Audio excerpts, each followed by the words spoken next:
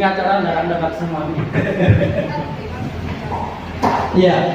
Assalamualaikum warahmatullahi wabarakatuh. Selamat pagi, salam sejahtera, salam. Oke, kita langsung saja ya tanpa menunda waktu lagi. PPI itu pengenalan, pencegahan, ya pencegahan dan pengendalian infeksi. Jangan kebalik ya, pencegah dulu dan dikendalikan. Sekarang ada yang kepikirnya pengendalian dan pencegahan dan pengendalian infeksi. Saya lebih banyak karena waktunya mepet cuma sehari, jadi akan lebih cepat ke aplikasi ya. Aplikasi, tapi soalnya nanti terakhir nembaknya ke EP-nya.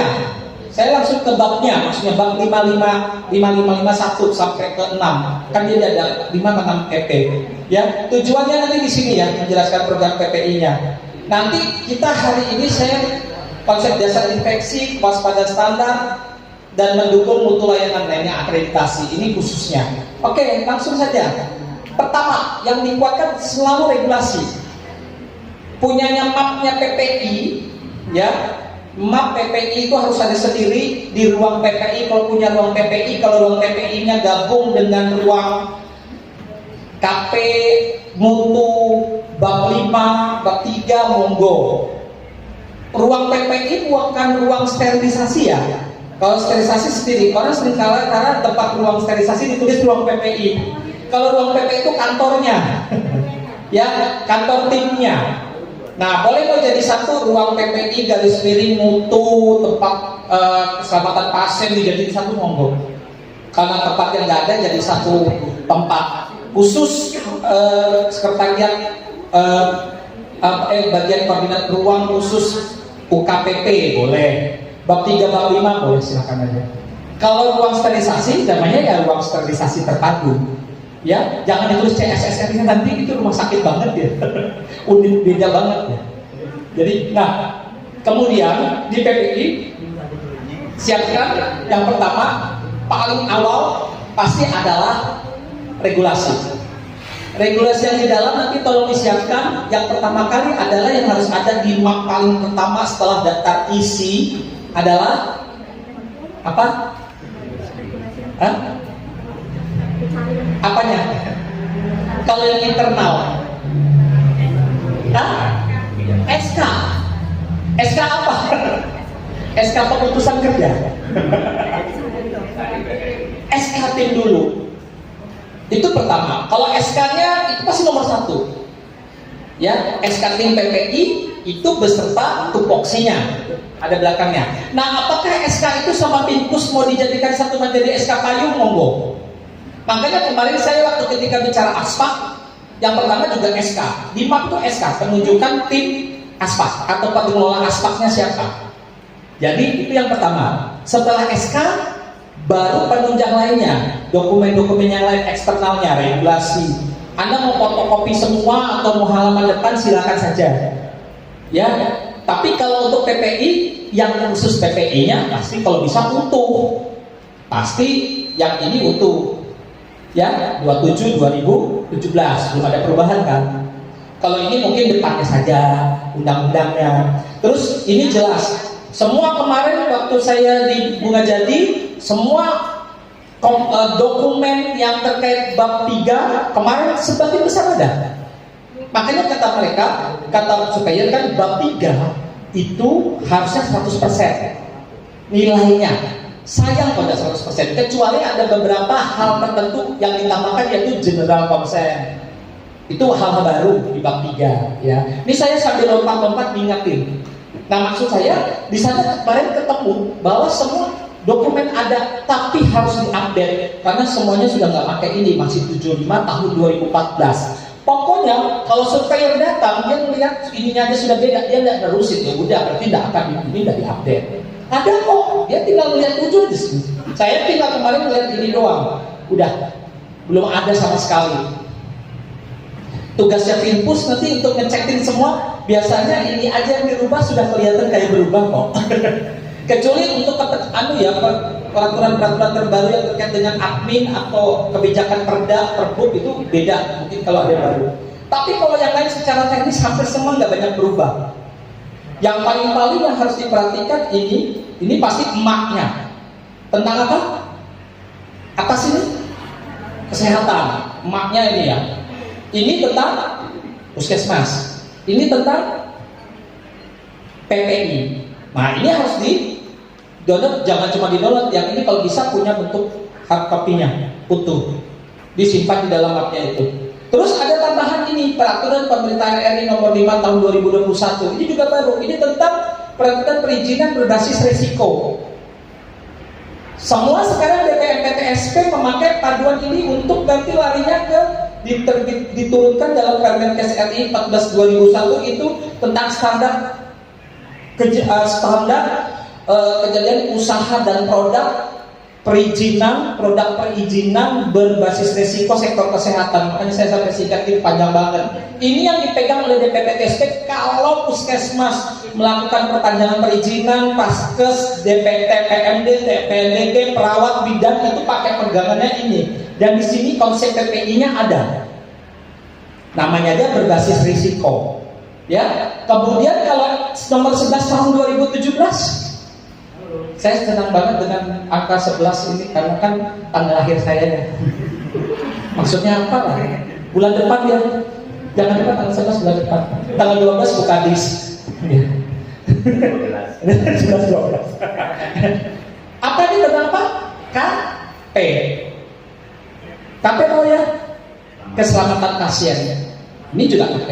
Tolong ini dipegang juga sama PPI. Kemudian ini tambahan ini apa? Kalau ini 34 2022, 165 2023, 133 2022, ini deretan apa nih? Ini apa yang baru keluar? Akreditasi.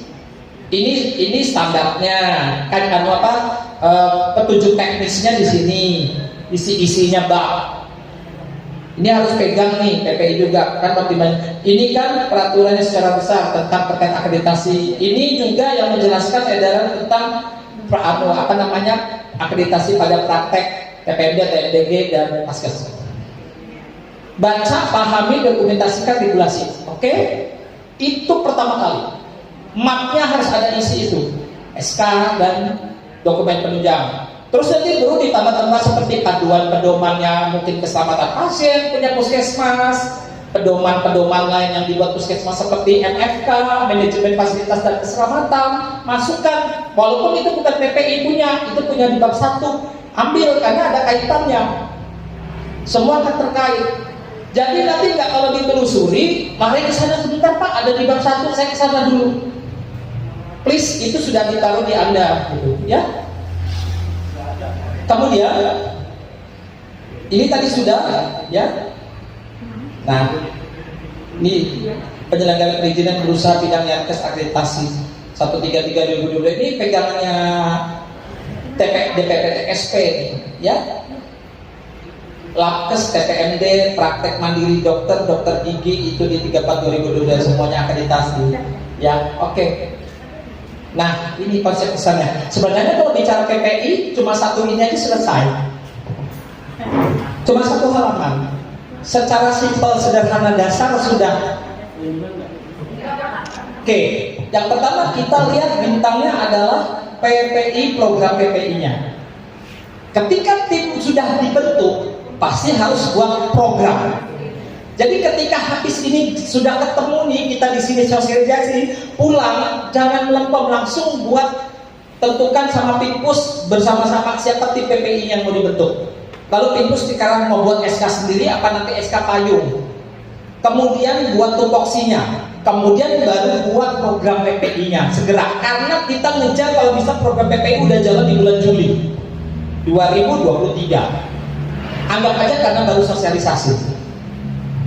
Ya, Juli mau ngapain? Kita mulai program PPI-nya mau rapat tanggal segini siapa ini yang kemudian mau pelatihan lagi di puskesmas secara internal. Kemudian baru mau melakukan sosialisasi cuci tangan, mau melakukan sosialisasi penggunaan APD, baru mau melakukan surveillance. Itu di program PPI namanya. Setelah di program PPI ini, karena program PPI ini menyangkut semuanya, kita mau apa saja, baru nanti kita masuk ke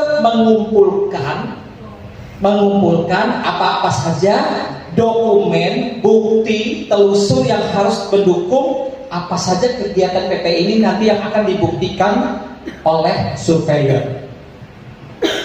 That's it.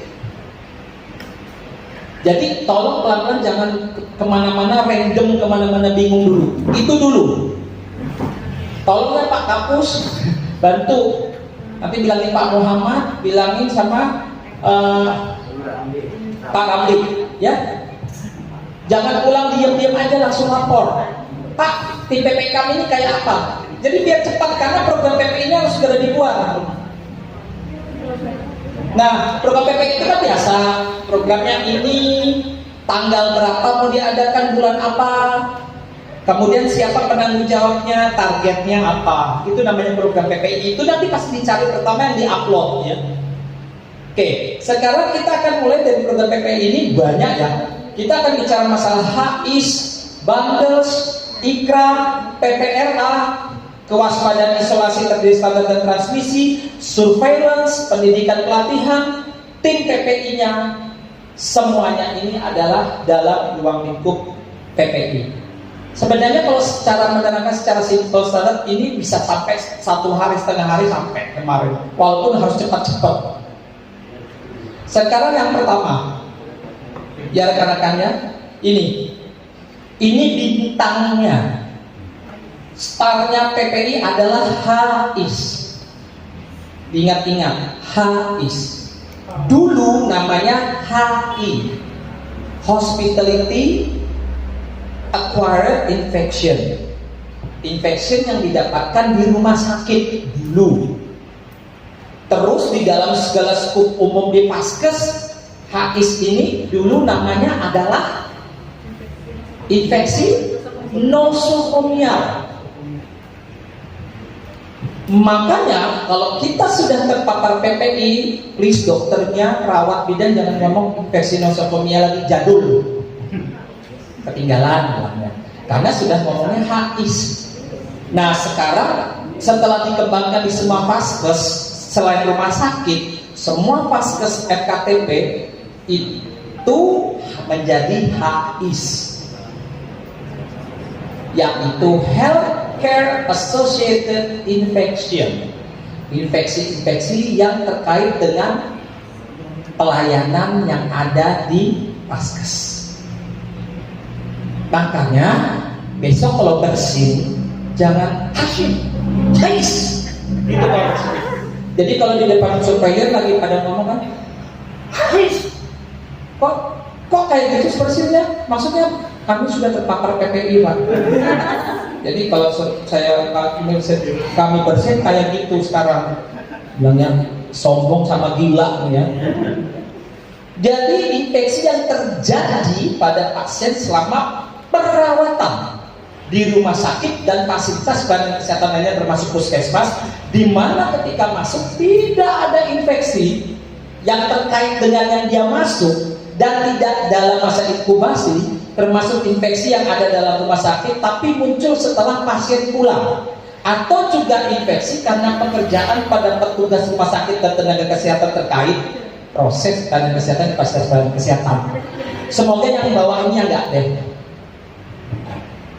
Dulu-dulunya nggak ada hepatitis, tiba-tiba kita dapat hepatitis, tiba-tiba kita dapat sifilis atau dapat. Sebenarnya yang terjadi kemarin COVID ya, COVID itu banyak. Tidak akan bisa dibuktikan di COVID ini di tengah masyarakat, apakah di dalam puskesmas. Sebenarnya kalau nanti dia pasti akan ngingetin ini HIS-nya biasanya di dalam COVID ini yang paling hangat. Ada nggak yang terkenanya dari teman di rumah di puskesmas? Ada? Nyatu. Oke, jadi kalau ada seorang ibu datang dengan persalinan ke 102, diobservasi nggak ada apa-apa, cuma persalinan. Pulang membawa bayi, 1 hari besok datang lagi, bilang ibu itu dia ada penyakit kulit kayak koreng setelah dirawat di 102. Nah, tim investigasinya turun. Apakah ini memang dari sana? Ternyata kasusnya ada di ibu yang lain. Ibu yang ini, loh kok banyak di tempat dari persalinan. penyakitnya ternyata didiagnosis kayak skabies atau kayak ichthyosis atau apa. Tim surveillance turun. Surveillance PPI ya, bukan surveillance sebenarnya gitu. Dia akan melihat apakah ini benar terkait dengan karena pelayanan di rumah sakit. Masuk, ada pasien saya masuk itu diagnosisnya jelas dengan demam berdarah. Dirawat jadi lama karena tiba-tiba di sana beberapa hari kemudian keluar hasil lab berikutnya adalah terindikasi tipoid. Kemudian pas mau pulang nggak jadi pulang karena dia kena cacar di parikesit zaman dulu. Jadi anak itu sampai 2 minggu 3 penyakit dia dapat. Sampai anak itu bilang, Bapak kalau saya keluar saya capek Pak makan obat infus, kita liburan ya Pak. Kasihan banget, sedih saya ke pasien saya. Kaget juga, jelas-jelas masuknya demam berdarah. Keluarnya diagnosisnya cacar. Nah ini apakah HIS? Nah itu kita pertanyakan. Jelas di sini tentang HIS ya. Masuknya nggak ada hubungannya ke seleo. Besoknya balik lagi, dia protes karena tiba-tiba dia baru pilek atau batuk. Nah, maka dapatnya dari tempat pelayanan kesehatan. Jadi HIS sendiri dulu disebut infeksi nosokomial merupakan masalah kesehatan bagi negara karena katanya mengambil banyak biaya, karena harusnya biaya rawatnya segini menjadi rawatnya segini. Itu kebanyakan di rumah sakit sebenarnya. Perhitungan mereka harusnya cuma segini kosnya, jadi besar. Setelah dihitung-hitung seluruh dunia itu luar biasa. Makanya HIS itu dibicarakan secara internasional.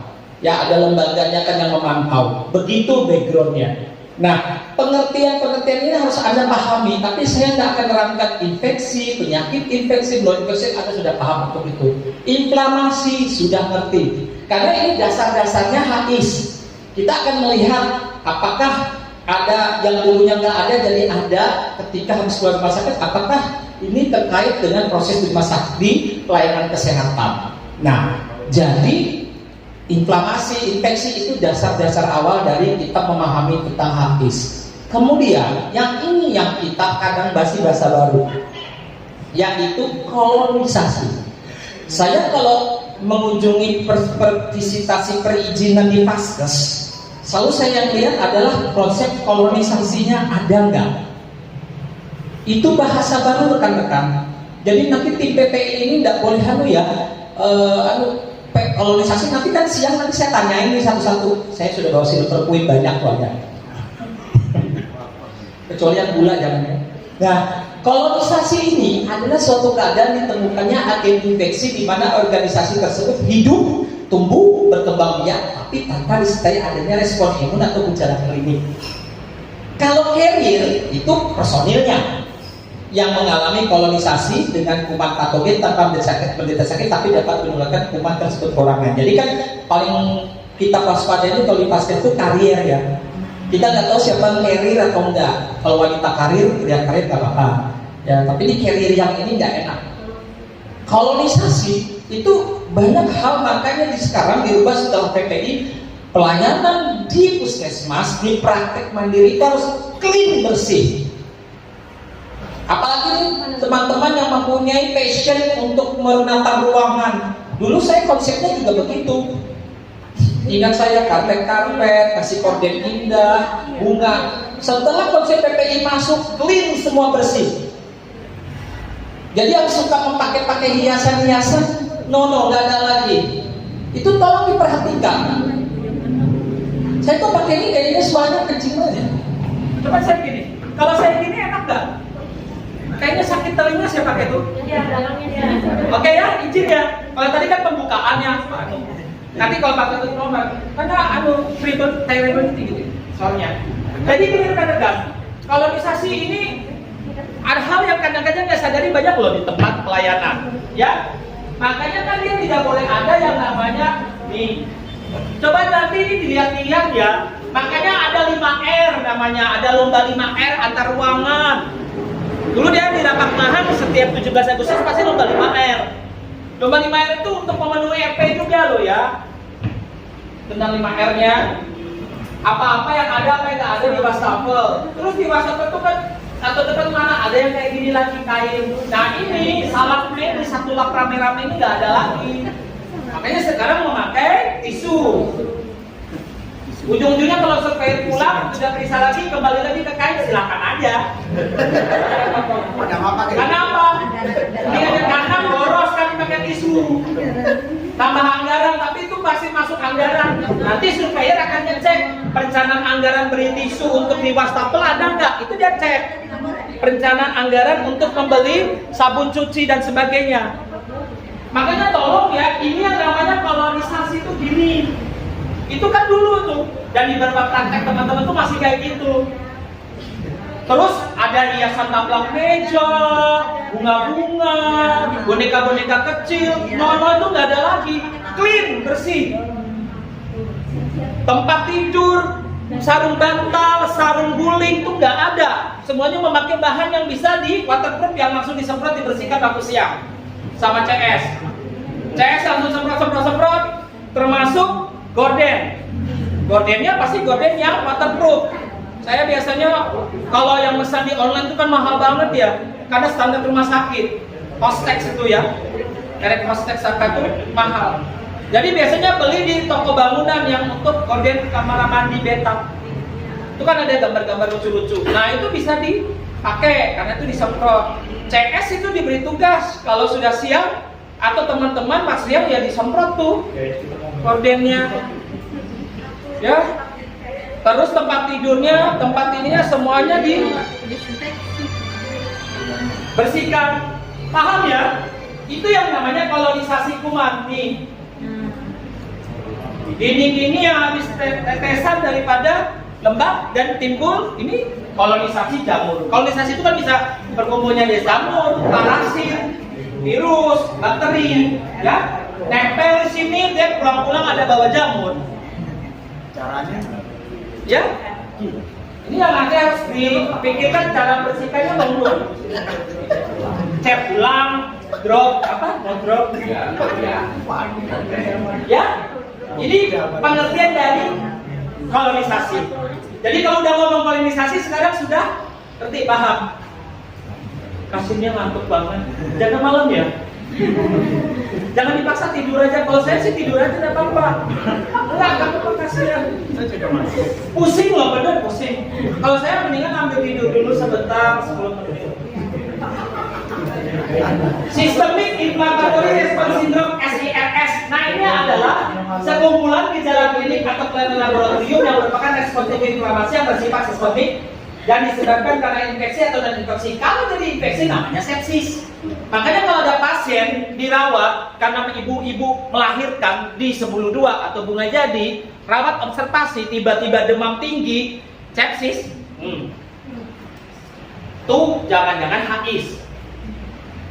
Karena tiba-tiba entah dari mana itu kuman bakteri masuk dari alatnya waktu epis atau nolong atau di tempat tidurnya dan sebagainya.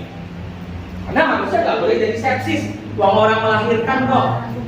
Ya kecuali datangnya memang dia sudah dengan mungkin demam atau infeksi di daerah apapun, itu pasti. Gitu. Ya, ini kriteria-kriteria SIRS ini nanti harus ditempel, harus tahu untuk melihat bahwa apakah ini memang respon yang didapatkan oleh pasien akibat daripada HIS itu, ya, si HIS temannya Rais, ya. HIS ini kayaknya orang anu ya, Sulawesi. Ya. Daeng HIS kayaknya. Ditempel di mana? Oke. Jadi secara prinsip HIS ini bisa dicegah dengan melaksanakan PPI. Karena tujuan PPI sendiri kan meningkatkan kualitas, berarti mutu, berarti unrep. Ya. Oke. Itu kata-kata kunci. Ini yang kedua, HIS sudah paham. Dapat satu sudah, istilah baru HIS. Ingat bersihnya nanti HIS ya. Tolong tuh ya. Dibudayakan. Ujungan gitu ya. Kedua jenis-jenis HIS. HIS jenisnya dari sinilah, jenis ini nanti kita akan telusuri implementasi kita. Sesimpel itu sebenarnya. Jadi yang pertama pasti ISK. Infeksi saluran kencing atau infeksi saluran kemih. Mungkinkah kita kan salah lagi ya saya. Saya nonton Andre, ya ISK. Mungkin nggak terjadi di puskesmas, terutama yang mungkin dari apa? Ada masa kesehatan nggak? Di mana? Kasus apa? Kasus DC itu? Rawat inap, BPH, ibu yang mau melahirkan juga ada yang pakai. Oke, itu dia telusuri. Dia nanti akan minta sama surveinya. Coba ambilkan rekam medis yang terkait dengan kasus apa ini. Nanti dia akan melihat di situ tatanannya, tata laksana. Terus nanti dia konfirmasi ke ruangan. Apa saja yang harus dilakukan? Apa saja yang harus disiapkan untuk mencegah HIS ini? Nanti kita akan berikutnya. Jadi ada ternyata terjadi di Paskes. Masuk. Yang kedua, nguapnya yang lebar-lebar dong, aku kesedot. Itu gitu. Yang kedua, IDO, infeksi daerah operasi. IDO Roma, ya. Infeksi daerah operasi bisa nggak terjadi di Paskes? Bisa banget. Kasus apa? Akses. Waktu ngapain? Hacking. Terus kalau di KB waktu implan. Itu di-collecting oleh PPI. Mana-mana aja kasus yang mungkin terjadi itu. Siap-siap nanti Pak pantau tata laksananya. Yang ketiga, IAD, infeksi aliran darah. Kalau ada yang bilangnya IADP, infeksi aliran darah primer. Pada apa? Infus. Pemasangan infus. Yang keempat baru PAP. Ini tidak ada. Kebanyakan ini adalah di rumah sakit karena ventilator associated pneumonia. Tapi secara simpel sederhana yang terjadi di puskesmas atau Paskes adalah yang mirip-mirip, walaupun teknisnya dia lebih sederhana ya, yaitu masangan nebu, sungkup, terkait tadi dengan sterilisasi alat ya, dan sebagainya. Jadi inilah wilayah domain HIS. Jadi kita tidak jauh-jauh untuk mengidentifikasi kejadian HIS yang 4 ini, ISK, IDO, IAD, dan PAP. Kebanyakan nanti banyak disingkat ya. Jadi kalau orang yang PPI sudah terpapar dia udah tahu VAP, ventilator associated pneumonia, IAD, infeksi aliran darah. Karena banyak saya waktu pertama ikut ini singkatan apa? Bingung. Oh dia ngomong ini tuh kita ketinggalan semua karena rumah sakit kan punya. Oke, sampai sini jelas ya. HIS ada apa? Ya. SK, silahkan identifikasi sendiri-sendiri di puskesmas mana-mana saja yang masuk dalam domain ini, domain ini, domain ini. Ya, next, saya lebih cepat. Selesai sudah di HIS. Jadi kita sudah tidak bingung lagi ketika lihat HIS, PAP, IADP, ILO, ini IDO ya harusnya, ISK. IADP tadi infeksi aliran darah primer, kadang-kadang vena sentral dan sebagainya, tapi cukup IAD aja. Yang kedua akan kita masuk ke bundles. Ih, kamu bundles banget deh. Nggak gitu juga keles ya, lain ya. Menerapkan bundles untuk HIS sebagai upaya mencegah infeksi. Jangan bingung dengan CPL, UC, VM, saya aja nggak apa-apa. Saya bilang, saya itu namanya central venous line. Kemudian UC itu urin kateter, ya. Maksudnya ini maksud daerah operasi ya, mencegah infeksi. Kita nggak usah lihat di singkatan itu, kita bicara bandelnya. Ini istilah baru untuk PPI. Kalau orang udah pakai PPI sudah nggak kaget dengan kata-kata bundles. Bundles itu dalam bahasa Inggrisnya dibilang adalah care bundles in general, secara umum, grouping, best practice, hal-hal praktis atau praktek yang baik ya, terkait yang with respect to a disease process that individually improve care. But when applied together result in substantially greater improvement. Jadi, but when applied, bila diaplikasikan bersama-sama hasilnya luar biasa. Jadi kata kuncinya kalau bundles ini harus dalam suatu sama-sama. Silakan dokter, ikut sini, gabung sini. Dokter Kusnadi. Karena praktek mandiri juga bicara tentang. Jadi bundles itu adalah bahasa Indonesia yang dalam bahasa bunga jadinya atau sebelumnya adalah praktek berbasis bukti sahih.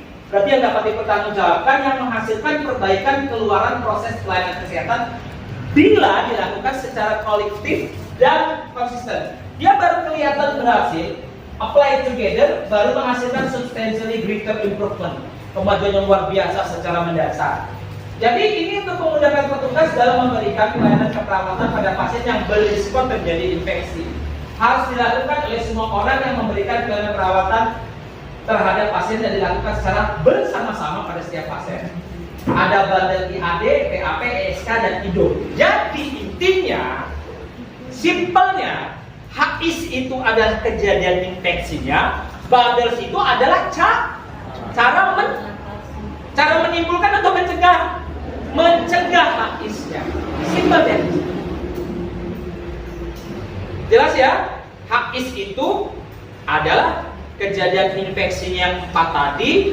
Cara-cara yang diterapkan untuk mencegah terjadinya HIS supaya tidak timbul itu bundles. Bundles inilah di puskesmas yang nanti akan ditelusuri oleh surveyor.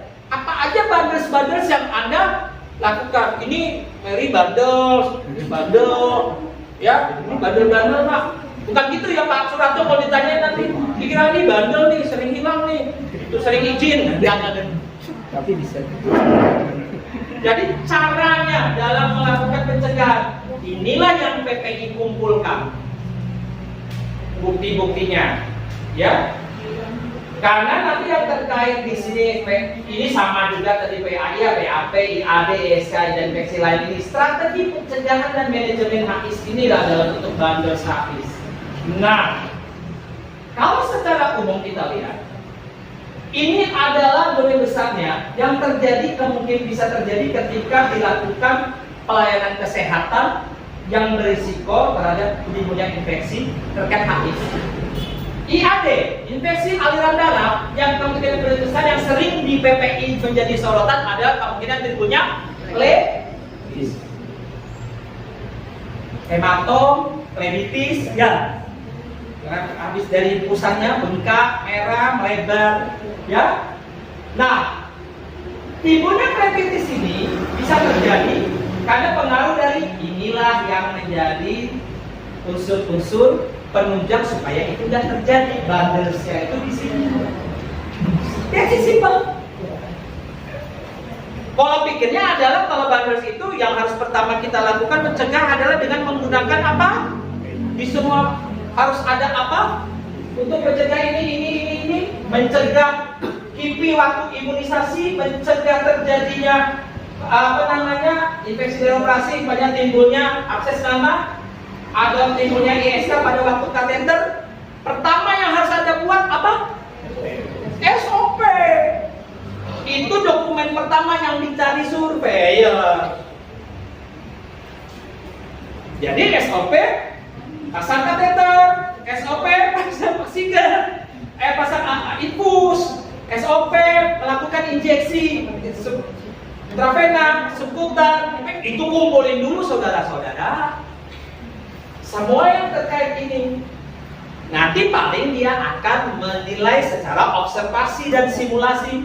Coba saya lihat cara kamu melakukan pasang kateter. Nah, yang disitulah nanti akan membuktikan apakah teori dan yang ada di dalam praktek itu sejalan. Nah, itu akan menentukan nilai Anda apakah di 5 atau 10. Jelas ya maksudnya? 5-nya sudah ada SOP, 10-nya sama nggak? Proses itu dilakukan gitu loh. SOP nomor 1. Nomor 2 adalah SOP-nya proses nih. SOP itu kan penuntun kita. Terus yang nomor 2 dalam melaksanakan bundles, apanya yang harus diperhatikan? Ingat-ingat aja unsur kalau kita melakukan itu. Siapanya dulu, apanya dulu?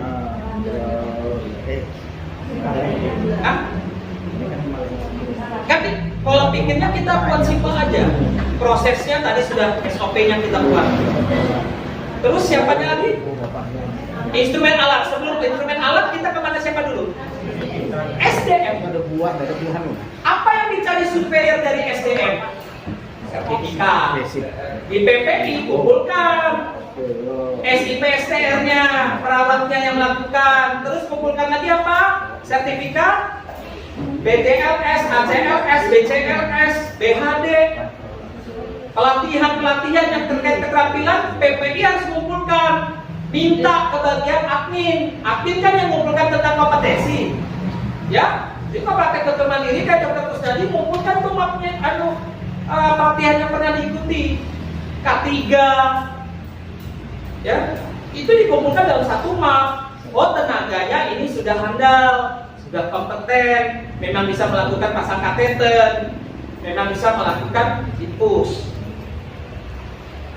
Isi PSTR-nya aja udah mati, terus lakukan infus, ya itu kan udah temuan major.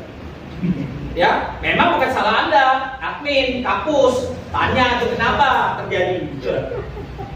Yang Anda minta bukan yang asli ya, fotokopinya saja.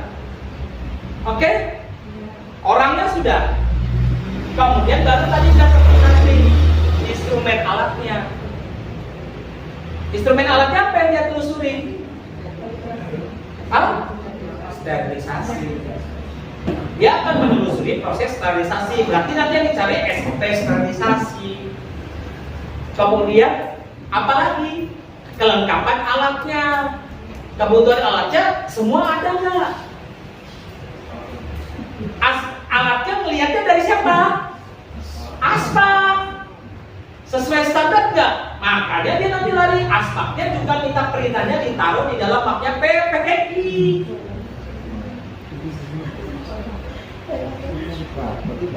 Yang diminta paling adalah kesenjangan alat yang nggak ada yang diusulkan oleh Aspak kepada bosnya. Bos, ini alat-alat yang nggak ada. Tinggal bosnya Pak Suratul ngecekin mana yang bisa dibeli belut, minta di puskes di dinas mana, ada minta ke CSR, minta ke dinas kali itu. Kenapa ini terjadi seringkali infeksi? Saluran kemih, lah alatnya yang dipakai nggak mungkin kan kateter itu lagi dipakai, kan nggak mungkin. Atau satu alat yang nebulizer itu saja, nggak sempat disterilisasi, umpamanya. Nggak sempat dilakukan sterilisasi, tergantung alatnya kritikal dan sebagainya. Nah itu loh, itu ditelusuri. Makanya larinya kemana-mana, itu ditaruh semua di map, aman Anda.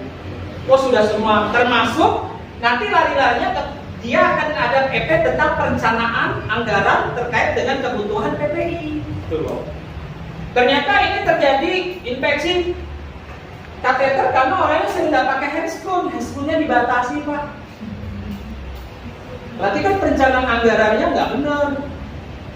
Makanya perencanaan anggaran itu di PPI dikumpulkan juga para tuh sampai ke situ loh.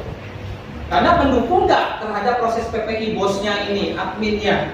Di situ ada nggak pembelian tentang handscoon, pembelian tentang masker, pembelian tentang apalagi bahan-bahan untuk steril, bahan-bahan untuk bersihin lantai dan sebagainya, klorinnya, sabunnya dan sebagainya.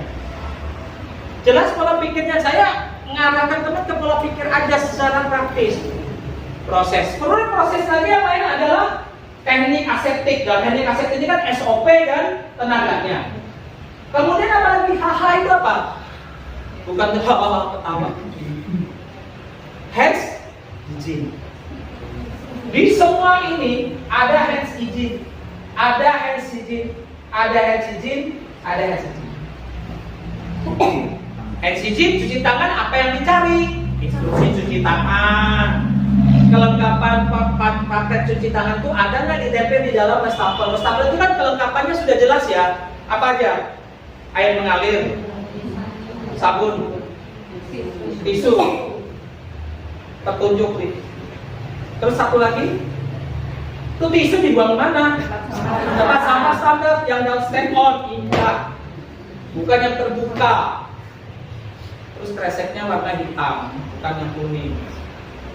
Tempat sampahnya ditulis sampah non medis. Itu dipoto, masukkan di dalam map, bukti. Terus hand hygiene-nya, daripada hand hygiene sendiri buktinya sudah dilakukan audit dan sebagainya melalui pelaporan INM. Kemudian apalagi yang dilihat adalah ada nggak pernah dilakukan sosialisasi dengan izin ke satu di dalam sendiri.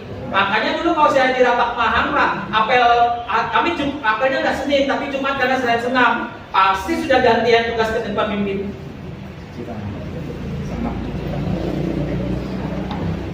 Yang kedua waktu lokmi itu dipoto absen. Yang ketiga saat pasien nunggu masih rame-rame, dokternya kan, perawat IPCN-nya atau prokesnya. Assalamualaikum Bapak Ibu. Sambil menunggu kami akan mempraktekkan, ingat ya kita harus mencuci tangan dengan metode dipoto, terus boleh dilakukan absen pada yang mengikuti sosialisasi. Itu bukti. Waktu Linsek kemarin baru dilaksanakan tuh sama Pak Ramli. 11 kan? Linsek kemarin ada cuci tangan tuh, saya lihat. Sosialisasi kan? Harusnya kan dari dulu. Kalau saya dulu pasti cerita acara apapun pasti saya maju ke depan, nggak peduli. Ini kita cuci tangan dipoto. Jadi ada semua bukti. Teman-teman kita cuci tangan, ya semua berdiri, gitu ya. Ya, tangan. Coba tangannya mana? Berdiri. Enggak nyuruh tadi. Kita waduh katrol itu. Ada yang versi gini, yang paling sederhana. Bapak Ibu, mari saya akan menyelesaikan tentang 6 langkah cuci tangan sesuai dengan ajaran dari WHO yang kita lakukan sebelum makan, sudah makan. Ini kalau umum ya. Kalau di ini dengan 5 moment ya, 6 langkah. Tangannya gini, Bapak Ibu siap-siap. Ya. Ada 6 langkah untuk cuci tangan, mulai dari telapak hingga punggung tangan, sela-sela jari, kuku-kuku jari, jempol kanan kiri, kuku-kuku jari. Ayo mencuci tangan agar bersih dan sehat. Terima kasih Bapak-Bapak. Ini ada dari tahun mana? Ulangi itu nggak hafal loh. Udah hafal nggak? Belum kan? Dulu saya pakai musik, bawa musik, saya buat sendiri tapi musiknya saya masih cari, masih ada kok. Saya pakai lagunya. Kalau angkatan sekarang, angkatan Mary, teman-teman ini kayaknya nggak tahu deh. Itu dulu Joshua Herman ya. Abang tukang bakso. Oh ya. Halo, itu kalau saya ngajarin anak-anak SD atau anak-anak sekolah lagi pertemuan. Ayo kawan, mari sini, saya mau ajari cara cuci tangan yang baik dan benar agar bebas bakteri. Jangan engkau lupa siapkan sabunnya dan air mengalir bersih. Cuci sebelum makan, cuci sesudah makan agar kumannya mati. Gosok telapak dan punggung tangan, sela jari dan kuku-kuku jari.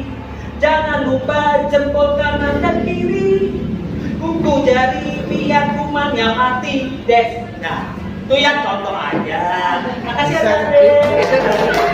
Karangan Pak Adam itu? Karangan Pak Adam bukan? Ulang saja nanti itu. Nah itu karangan Pak Adam kan? Karangan. Bagus ya? Bagus ya. Itu ada musiknya, saya buat jadi pakai musik. Jadi teman-teman silakan berkreasi, masukkan di TikTok, masukkan di Facebook, itu juga jadi bukti telusur. Kami lakukan kok di TikTok, di Facebook itu dia buktikan. Kirimkan aja TikToknya PKM 10 Bunga Jadi lagi cuci tangan dengan caranya, itu termasuk. Ya, izin, APD jelas, SOP APD, instruksi cuci tangan, kemudian penggunaan APD paduannya pakai yang punyanya Kemenkes aja, yang paduan APD di KTP itu ada, nanti saya kirim. Waktu itu yang paduannya itu semua ada di paduan internal yang saya kirim di grup dokter. Ya enggak, bukan yang PD. yang internal, panduan internal PPI. Ada juga, tinggal dirubah, tinggal dibaikin sesuai sikon masing-masing. Jadi inilah standar itu ini. Ya, jadi kalau ditanya itu jangan apa ya? Jangan gitu. Oh prosesnya, oh cuci tangan, APD, Pak. Kemudian SOP-nya, oh orangnya, oh alatnya. Alatnya aja dari mulai perencanaan alat, penyediaan alat, alatnya dikalibrasi atau tidak, alatnya dirawat atau tidak, sampai alatnya disterilisasi. Sudah banyak tuh bukti yang diminta. Dan itu bukti itu juga kena di bagian lain. Ada di bagian UKP juga sebenarnya sama aja. Jadi beberapa bukti itu sebenarnya bisa memenuhi beberapa MP. Ya. Oke. Kemudian inilah banders yang Anda siapkan. Ya. Kebijakan SK perencanaan kebutuhan yang menunjang banders AIS yang tadi saya bilang. Kemudian panduan banders AIS di puskesmas. Ya, panduannya untuk cuci tangan, panduan pakai APD, panduan PPI, SDM terlatih PPI, rawat luka, ada ikut yang sekarang aja pelatihan rawat luka bulan Juli saya lihat 4,5 juta mahal. SIP, STR, K3, ada yang pernah ikut K3 nggak? Rawat luka? Latihan rawat luka? Nah, termasuk latihan hari ini itu didokumentasi. Memang tidak pakai sertifikat, tapi pakai surat keterangan. Ya, jadi Bitpusnya membuat surat keterangan yang hari ini ikuti adalah ini mengikuti materinya. Nanti tinggal bantu tanda tangan narasumbernya dari dinas saya. Terus nanti mengetik Pak Ibu. Kemudian 5R-nya. Adakah teman-teman selama ini ada lomba 5R, rawat, bersih, rajin, rapi, ringkas? Nah, ini kan waktu 17 Agustus, ada kan lomba 5R peruangan. Caranya sebelum 2 nggak mungkin deh. Apa yang dinilai orang barang? Mudah-mudahan nggak jadi sebelum 2 nggak jadi tahun ini ya. Jangan tahun ini Pak. Harus tahun ini. Karena memang sebenarnya kami tidak masukkan lokus 8 puskesmas, tapi ibu paksa tetap semuanya. Tapi kalau kondisinya gini tergantung daripada surveyor, kalau dia nggak anu nggak bisa. Tahun depan pakai RM-nya anu Pak, elektronik tahun ini aja. Ya kita akan lihat itu tergantung kebijakan nanti. Kemudian etika batuk, sosialisasi via media, leaflet dan sebagainya. Adakah sudah etika batuk ditempel? Ada. Itu tempel etika batuk itu, jadi kemudian memakai sosialisasi etika batuk juga harus 1 kali, 2 kali sebulan. Makanya saya bilang prokes itu sangat berperan di dalam PPI. Tersedia SOP instruksi kerja inform concern. Ingat ya, inform concern itu masuk di dalam bukti telusur. Tadi ingat kan di infeksi daerah operasi, infeksi aliran darah, semuanya kan harus pakai inform concern. Jadi inform concern termasuk general concernnya, daftar pilih kajian awal. General concern juga ditunjukkan karena di general concern itu ada tulis bahwa pasien, pengunjung pasien harus mengikuti semua aturan yang ada di puskesmas. Makanya dia harus pakai masker, harus cuci tangan, harus memakai pelindung, harus tidak boleh sembarangan membawa makanan dan sebagainya. Itu general concern bukti telusur. Kemudian kajian awal, kajian klinis itu ada di UKP, tapi juga bisa disimpan di kolek oleh PPI. Kemudian kebersihan tangan, hand hygiene, wastafel pelengkap di foto. Kemudian sosialisasi cuci tangan, SOP-nya atau instruksi kerjanya. Ya, penggunaan APD, panduan APD, penyediaan masker di depan tuh dipoto, kasih masker siapa yang harus pakai. Karena kan setelah masuk endemik, setelah endemik keluar 21 Juni, apa yang harus kita lakukan? Ada perubahan nggak? Oh, ternyata di dalam endemik itu kan kalau semua pasien yang datang dengan kemungkinan batuk pilek harus memakai masker. Kalau pasiennya datang ke seleo yang nggak boleh usah dimaskerin, maskernya datang hipertensi, diabetes nggak perlu dimaskerin, kan gitu ceritanya. Nah, kemudian penempatan ruang bed infeksius dan infeksiusnya hati-hati nanti kalau sebelum 2 udah jadi, bukan jadi nanti mau jadi baru, atau yang sudah jadi seperti di Teluk Dalam. Bed infeksius dan infeksius terpisah nggak? Jangan sampai jadi satu. Ibu hamil di sebelah persalinan, di sebelah sini ada orang sakit tanpa ada Kalau itu mau dia tempatnya terbatas, kita harus memikirkan cara mengrestriktif terbatasnya itu supaya tidak bergabung. Gitu. Kemudian ini caranya yang dibuktikan adalah apa? Fotonya atau denahnya. Makanya jangan lupa PPI juga harus mempunyai denah bangunannya. Minta denah bangunannya ke struktur yang denah ini yang kayak denah 2D-nya dengan admin sama Pinpus. Terus nanti dilihat ruangannya itu mana. Loh kan Pak, idealnya kami tidak kayak gini. Ya kita membuat sebenarnya usulan idealnya begini. Tapi tidak bisa dilaksanakan 100% karena begini-begini. Ya itu bergaining atau membantahnya kepada surveyornya yang kita harus pinter. Kemudian bersih dari barang-barang yang dapat menimbulkan kolonisasi kuman tadi, ya. Sterilisasi alat, ruang sterilisasi, perawatan alat sterilisasi, buku jadwal sterilisasi. Kalau ruang sterilisasi itu kan standarnya satu, tulisan sterilisasi. Kedua, ada tulisan, ini dia perhatikan ya, yang membuat ruang sterilisasi. Satu, tulisan ruang sterilisasi. Kedua, restriktif, selain petugas dilarang masuk, wajib. Yang ketiga adalah ada APD. APD mulai dari sepatu sampai yang disediakan, taruh di lemari atau di tempat meja khusus, gaunnya digantung. Yang keempat, pasti ada buku register. Semua proses sterilisasi akan terbukti dari buku register tersebut. Isinya buku register adalah tanggal, hari, jam, dari ruangan mana, dan petugas yang mensterilisasi, tanda tangan. Kemudian ada jadwal sterilisasi. Tidak bisa semua orang mensterilisasi. Sudah diputuskan dalam SK Pinpus siapa yang menjadi petugas sterilisasi. Biasanya 2 atau 3 atau 4 orang. Itu dijadwal selama seminggu. Jadwalnya ditempel selama sebulan. Yang terakhir pasti harus ada alat sterilisasinya beserta instruksi kerjanya. Dan yang paling terakhir lagi adalah cuci alat. Wastafel cuci alat tidak boleh digabung dengan cuci tangan. Makanya wastafel cuci alat harus ditulis khusus cuci alat sterilisasi. Itu dalam satu ruang sterilisasi sudah cukup. Kemudian ditambah mungkin lemari khusus untuk taruh barang-barang yang sudah disterilisasi. Ya. Sejogja mungkin, sesemarang mungkin, diusahakan ruang sterilisasi itu ada seharusnya. Walaupun di aturannya, di Pasyankes itu aturannya adalah dia boleh ruang tersendiri atau bergabung dengan ruang tindakan. Tapi kalau di ruang tindakan, hati-hati, harus dibatasi. Jangan sampai orang umum bisa sampai aksesnya ke situ. Makanya harus ada tulisan tempat cuci alat, ya, bukan cuci tangan, karena nggak boleh jadi satu. Tolong nanti dilihat-lihat lagi di masing-masing tempat untuk sterilisasi. Jaminan untuk alat kalibrasi, Anda harus hati-hati ya.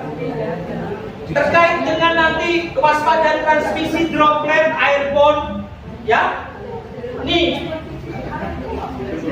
bagian PPI juga harus kumpulkan perawatan AC.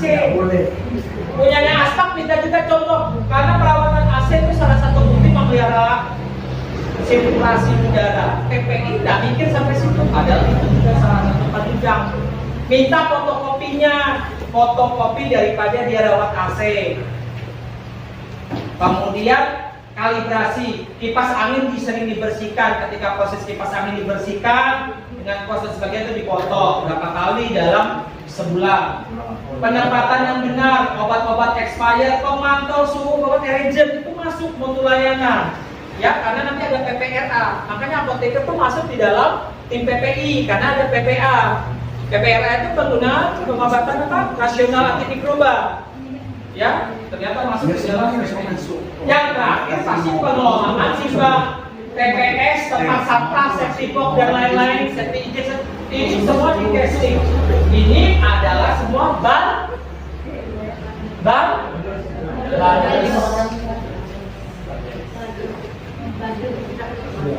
bonus ini semua yang dilakukan ini adalah mencobrak tadi ISK, IAD, IDO dan P. Pada intinya kalau kita lihat orangnya, alatnya, prosesnya, kebijakannya belum ada. Kan gitu. Selesai Banders. Ada yang ditanyakan? Sampai saya minum. Minum dulu dong, mau ngopi dulu. Ya? Untuk yang ruang sterilisasi tadi dok, kan ada ruang alat sterilisasi di situ. Bisa nggak kalau di tempat sterilisasi itu ditempatkan juga tempat pencucian linen? Cuci tadi di situ yang khusus pencucian APD, linen seperti itu boleh nggak kita taruh di tempat? Nanti kita akan bicara linen. Kita akan bicara linen. Uang linen itu harus sendiri. Tempat ada mesin cuci sendiri. Kalau memang terpaksa harus pakai linen. Makanya untuk penyelamatan biasanya pemakai bahan disposable langsung dibuang. Perlak-perlak lapik ibu hamil, jadi tidak pakai sarung, tidak pakai. Kalau mau aman kayak gitu. Kalau bicara APD dok, misalnya masih gabung di ruang sterilisasi. Kalau bisa sebenarnya ya bisa. Tapi kalaupun dia terpaksa ternyata tidak ada tempat lagi, dijadikan satu yang penting alat APD tidak boleh dipakai dicuci di tempat alat sterilisasi alam. Itu nggak boleh. Alat sterilisasi alam khusus alat sterilisasi alam. That's it. Nggak boleh ditambah-tambah cuci lain. Nah kalau ada tempat untuk cuci APD, tinggal nanti diatur jam. Jam berapakah mencuci alat APD dan jam berapakah akan dilakukan sterilisasi. Jadi pembagian waktunya. Cuma jangan sampai alat APD mau dicucinya di tempat alat sterilisasi. Habis alat-alat yang dipakai kacau tuh ya. Sama aja terpapar kembali dari bahan-bahan alat tersebut ke alat APD, ke gaunnya. Ya. Jadi mesti harus nanti dipikirkan jamnya. Dan pencuciannya sendiri. Biasanya kan APD itu udah kayak tempat cuci alat sendiri yang kayak pemamannya cocok itu alat. Mas ditulis tempat cuci alat APD. Yang penting petunjuk-petunjuknya jelas. Ini bukan untuk cuci alat dapur, bukan cuci tangan atau untuk mandi. Ya, itu harus diperhatikan. Kalau bisa ada yang sendiri bagus lagi. Ya, alat kami tempatnya itu lebih bagus. Ya. Kolonisasi.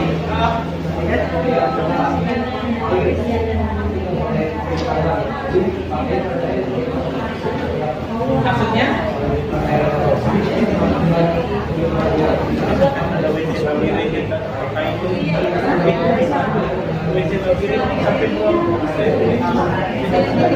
Yang muter gini ya? Ya sebenarnya gini loh katakan ya. Sebenarnya eranya kopi itu kan sebenarnya kalau bisa garam air pun biasa touchless ya. Harus pakai ini, gitu loh. Tapi supaya itu nggak terlalu mempermasalahkan itu kok. Yang penting Mozzarella itu wastafel itu bersih. Satu bersih. Karena selama ini tidak dipermasalahkan masalah kerannya. Kecuali kalau ada mau modifikasi mau pakai kaki ya monggo. Atau mau pakai yang pakai siku. Ya? Ya. Pengunjung itu di general policy harus ditulis juga. Harus mematuhi aturan-aturan kewaspadaan standar dan transmisi dalam mencegah infeksi. Itu harusnya. Nah, Bu Majadi sudah jalan untuk pakai form yang kemarin saya lihat. Ya. Oke, dulu. Sedikit saya tambahin kewaspadaan transmisi lapis kedua. Merupakan kewaspadaan tambahan ditujukan kepada pasien yang terinfeksi atau diduga infeksi. Jadi kalau kewaspadaan terinfeksi itu pada pasien yang terinfeksi atau diduga infeksi. Lapis kedua. Kalau standar itu semua. Ingat, standar itu semua. Kalau transmisi itu untuk yang terduga infeksi atau yang infeksi. Nah, kewaspadaan standar. Ada register kan? Dokter Ira, ada register kan? Ya makanya nggak mungkin ini nggak ada jumlah-jumlah ini. Association Infectious Healthcare Associated Infectious. Udah. AIS Healthcare Associated Infectious yaitu infeksi yang terkait dengan Iya, infeksi yang terjadi dengan pelayanan kesehatan. Kalau infeksi yang terjadi di luar jangan disebut HIS ya. Infeksi yang terjadi di pelayanan. Terus, ya. Asosiasi pneumonia.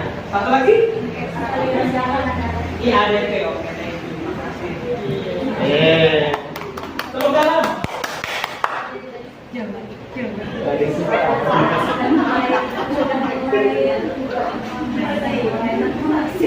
Untuk mencegah hal-hal yang mencegah terjadinya HIS. Apa yang ada?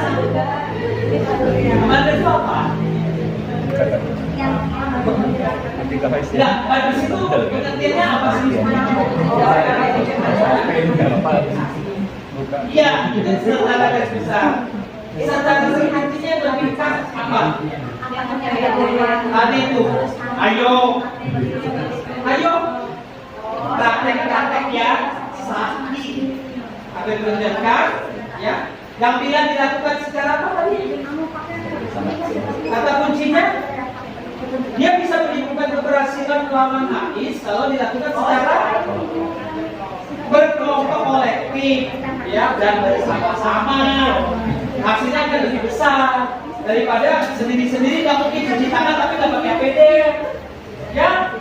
Yang apa namanya, kalau perhatikan Bandel itu kalau cuma sendiri nggak bisa, cuma ada SOP tapi orangnya nggak cuci tangan, ya nggak mungkin kan. Orangnya cuci tangan tapi nggak pakai APD. Sudah ada orang yang hebat, cuci tangan, alatnya udah lengkap, vaksinasi. Kan ada gunanya HIS tetap terjadi. Ya, jadi praktek-praktek sakti yang dapat dipertanggungjawabkan, yang bila dilakukan secara konsisten kolektif bersama, menimbulkan sakti. Kemudian sudah nggak perlu. 10-2.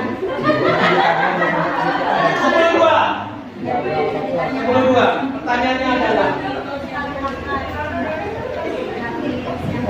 sebutkan ada 2 ya, waspada dan isolasi. Waspada mana? Kalau waspada mana yang harus pertama harus kedua mana? Ya, yang saya itu yang siapa? Oke, sama. Kalau yang satunya? Itu apa? Transmisi.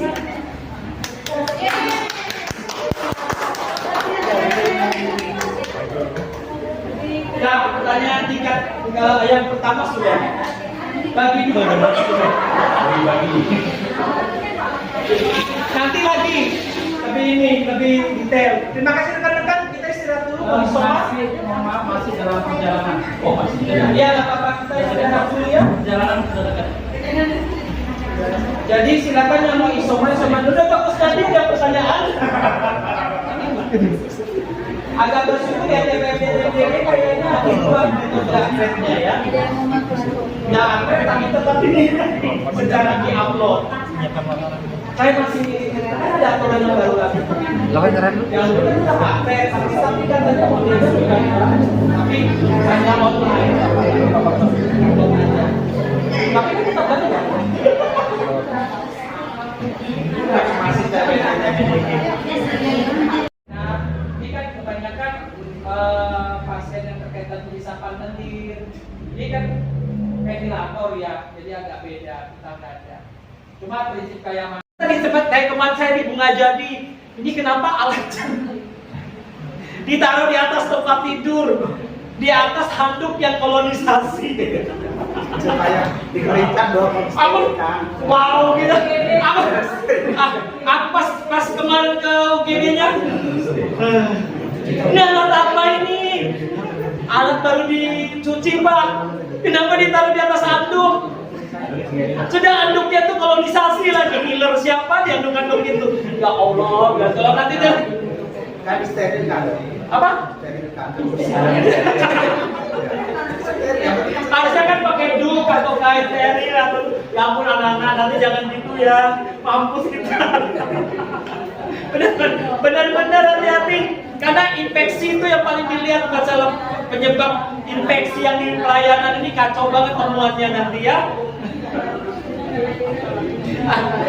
Terus yang lihat-lihat nanti korentan tuh yang sudah agak karat-karat tuh coba dipinggirkan. Jangan tidak menimbulkan hal-hal yang diinginkan. Kesukaan daripada para surveyor. Kateter maintenance-nya, fiksasi kateter untuk mencegah gerakan trauma meter, selalu meletakkan urin bag lebih rendah dari kantong kemih, tidak meletakkan urin bag di lantai. Itu pastikan benar-benar Dokter Bayu, Dokter Santi, Dokter Ira kalau ada yang di kateter di puskesmas ya, sistem drainase tertutup, makanya dipastikan benar-benar di SOP-nya sama. Ya, kateter sistem drainase tertutup. Saya nggak terlalu menguasai lagi nih yang tertutup terbukanya di mana. Nah ini yang sampai ditaruh di bawah, kena lantai. Terus di situ ada kucing juga duduk di situ. Letakkan urin bag lebih rendah dari kandung kemih dan buang tiap 8 jam bila penuh. Ganti persif ya.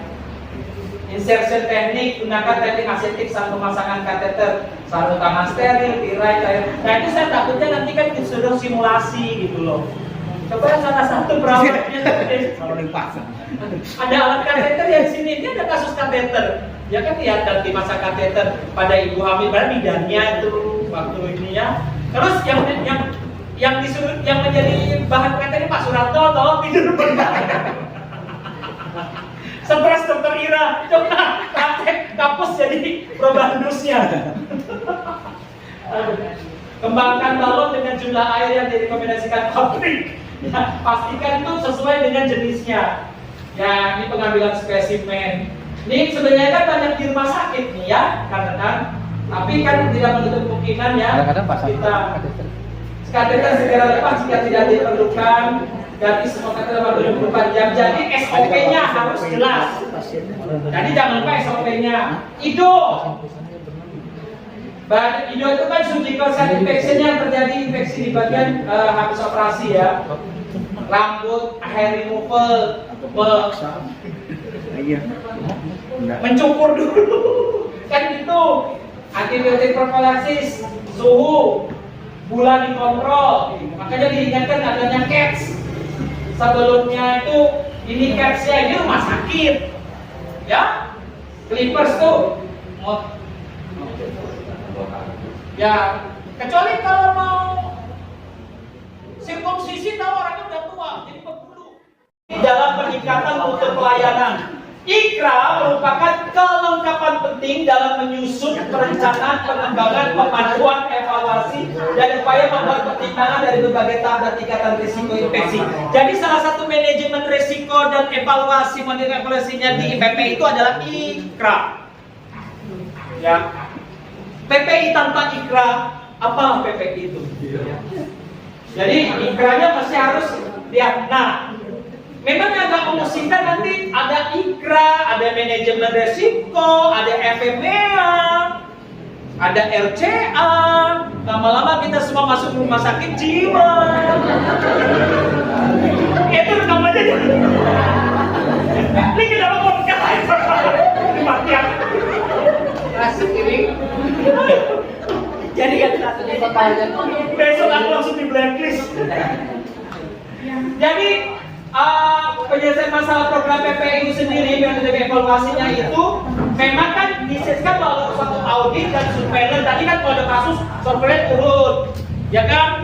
Bener nggak sih kok di ruangnya dengar-dengar di bagian persalinannya 12 ini ibu-ibu tuh berapa sudah 3 kali orang ngeluh pulang dari sana sakit kulit. Bener nggak sih? Ya, IPCN-nya turun. Temenin lah kasih temani saya mah. Masa IPCN-nya sendirian? Atau IPCO-nya dampingi? Ya.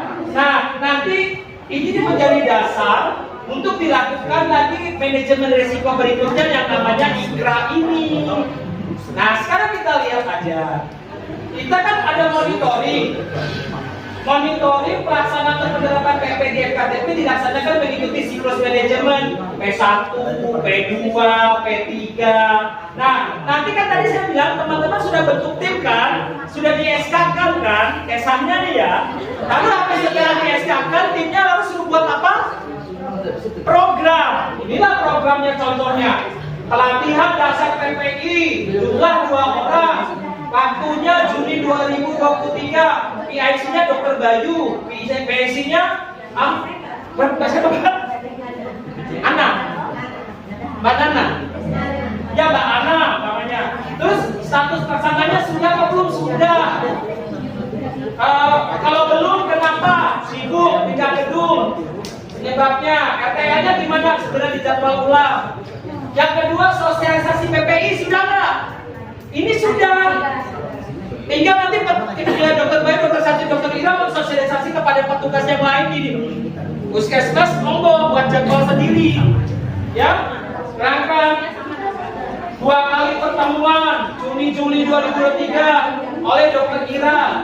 Penyiapan kebijakan SK tim pedoman ini duluan. Rencana awal Juli. Penerapan PPI mulai kapan? Ya, mulai Juli harus diterapkan. Pamannya SK kan. Oh, ditetapkan nih. Penerapan volumenya apa? Volumenya adalah puskesmas. Waktunya dari mulai Juli sampai seterusnya. PIC siapa? Ketua PPI atau tim PPI. Ketuanya ya. Surveillance, mengadakan surveillance. Tadi kan surveillance saya suruh. Yang paling sederhana tarik dulu jumlah. Datain jumlah. Yakin aja 0 ya, 0 semua. Yang ini benar 0 apa? Coba ambil 1. Ambilkan 1 lagi apa? Oh, sunat atau lagi operasi hacking ke KRL. Ada nggak nih dia datang lagi untuk kontrol? Ada Pak? Bagus saja. Ya sudah berarti 0. Jadi contoh itu bukti gitu loh. Audit. Nah, pernah nggak dilakukan audit? Biasanya supaya menyingkat atau menghemat segala sesuatu biaya, tenaga dan sebagainya, audit dijadikan satu saja. Ya audit internal ya semuanya PPI ya di situ. Sampai 2 kali kan mengaudit seperti mengaudit cuci tangan, mengaudit pemakaian APD. Itu kan sudah sekaligus ikut audit internalnya.